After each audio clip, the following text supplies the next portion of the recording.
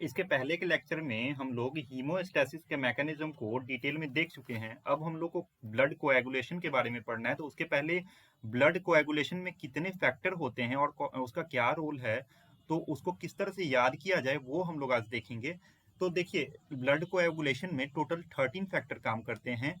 ठीक है, तो 13 फैक्टर में एक एक फैक्टर जो है अन असाइंड होता है, या फिर उसका क्या काम है ये अभी तक पता नहीं चल पाया है। तो हम लोग सारे फैक्टर्स को डिटेल में याद करने के लिए क्या ट्रिक है उसको हम लोग देखेंगे। तो सबसे पहले क्या है, फाइब्रिनोजन। इसको हम लोग कैसे याद कर सकते हैं? फ्रेसर्स। देखिए, टोटल कितना फैक्टर है? 13 को कैसे हम लोग बोल सकते हैं? जैसे fibrinogen, prothrombin, tissue thromboplastin, calcium ion, लेवाइल फैक्टर, अनअसाइंड, ये आपका सिक्स फैक्टर है, इसका कोई काम नहीं है।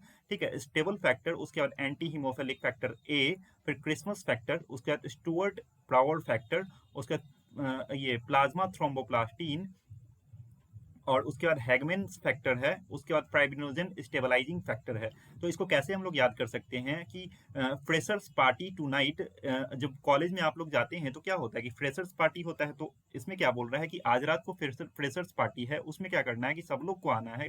Let's fresher party to nights come, मतलब कि बुलाया जा रहा है सबको। लेट्स सिंग, मतलब सब लोग आओ। उसके बाद क्या करना है कि वहां पे जाकर के गाना गाओ, और उसके बाद अगर अच्छा लग रहा है तो फिर सीनियर्स को ही बुला लिया जाएगा और सब मिल करके क्या करेंगे, फन करेंगे। तो freshers party tonight, come let's sing and call seniors, please have fun.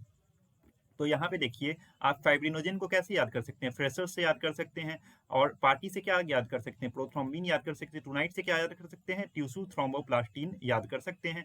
फिर कम से क्या याद कर सकते हैं? कैल्शियम आयन जो है आप याद कर सकते हैं। लेवाइल फैक्टर, लेट्स से आप लोग लेवाइल फैक्टर याद कर सकते हैं। सिक्स का तो ये अनअसाइंड है, इसका कोई आपको निमोनिक नहीं है।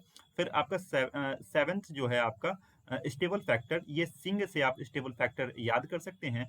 फिर आपका एट्थ जो है एंटी हीमोफिलिक फैक्टर है, तो एंड से आप एंटी हीमोफिलिक फैक्टर याद कर सकते हैं। और कॉल से क्रिसमस फैक्टर याद कर सकते हैं। सीनियर से आप लोग स्टीवर्ट प्रॉवर्ड फैक्टर याद कर सकते हैं।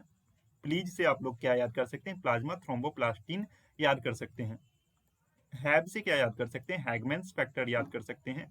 और फिर फन से क्या याद कर सकते हैं? फाइब्रिनोजन स्टेबलाइजिंग फैक्टर याद कर सकते हैं। तो यहाँ देखिए, फाइब्रिनोजन से स्टार्ट हुआ था और फाइब्रिनोजन पे खत्म हो रहा है, यानी कि जैसा पहले था फाइब्रिनोजन, और लास्ट में क्या है कि फाइब्रिनोजन स्टेबलाइज हो जा रहा है। यानी कि पहला तो यहाँ पे देखिए कैसे है, फाइब्रिनोजन को कैसे फर्स्ट में याद कर सकते हैं। तो ये देखिए फर्स्ट है, तो फर्स्ट मतलब क्या, फर्स्ट अगर हम लोग लिखें तो फर्स्ट से FIRST हम लोग लिखते हैं, तो यहाँ से FI भी है, तो दोनों को सेम आ रहा है फर्स्ट टू लेटर। तो इस तरह से क्या हो गया कि फर्स्ट जो है आपका फाइब्रिनोजन ही होगा। ठीक ना? उसके बाद सेकंड, हम लोग उसके बाद थर्ड देखते हैं। सबसे पहले तो थर्ड में क्या है कि टीसू थ्रोम्बोप्लास्टिन है। तो टीसू थ्रोम्बोप्लास्टिन को हम लोग कैसे याद कर सकते हैं? हम लोग थ्री लिखते हैं, या थर्ड नंबर है यानी कि थ्री हम लोग लिखेंगे। तो थ्री में क्या है कि आपका THR डोली जब लिखेंगे तो ये जो है THR, तो ये थ्रोम्बोप्लास्टिन यानी कि टीसू थ्रोम्बोप्लास्टिन जो है आप लोग थर्ड इस तरह से याद कर सकते हैं। अब ये यहाँ पे थ्रोम्बोप्लास्टिन है, तो इसके पहले क्या होगा? थ्रोम थ्रोम्बोप्लास्टिन यानी कि थ्रोम्बिन से कुछ रिलेटेड है, तो उसके पहले वाला क्या होगा? प्रोथ्रोम्बिन होगा। ठीक है, यानी कि सेकंड में क्या हो गया? प्रोथ्रोम्बिन आपका हो गया।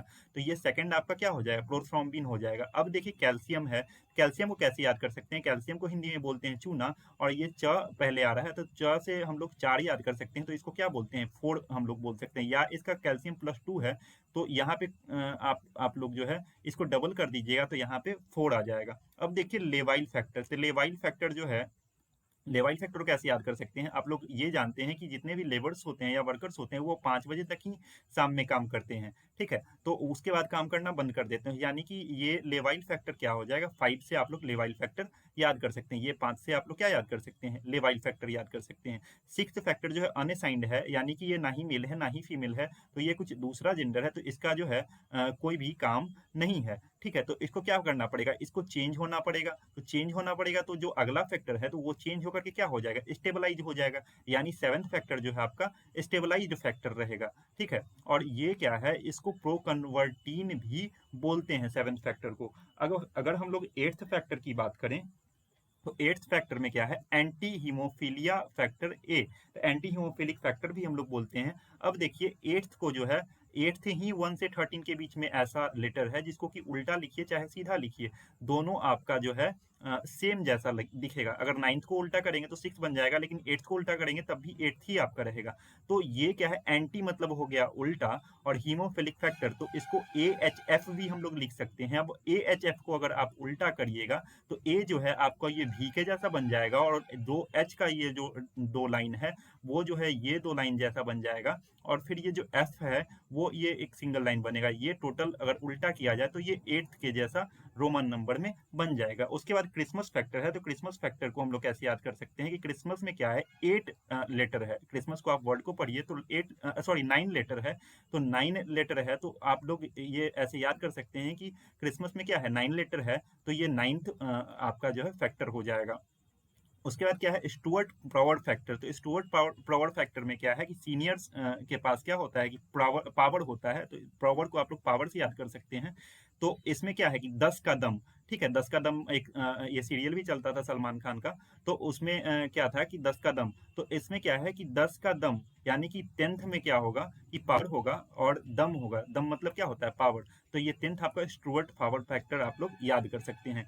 फिर 11th की अगर बात करें तो ये क्या है, प्लाज्मा थ्रोम्बोप्लास्टिन एंटीसीडेट भी इसको बोलते हैं, ठीक है। पीटीए इसको हम लोग शॉर्ट में प्रोनाउंसिएट करते हैं, तो ये आप लोग याद कर सकते हैं। उसके बाद 12th जो है आपका हैगमैन फैक्टर है। तो हैगमैन को आप लोग कैसे याद कर सकते हैं, ह्यूज मैन आप लोग याद कर सकते हैं। ये क्या, बड़ा आदमी है। तो बड़ा आदमी मतलब क्या हो गया कि बड़ा मतलब आप लोग जो हम लोग हिंदी में 12 को क्या लिखते हैं, 12 लिखते हैं।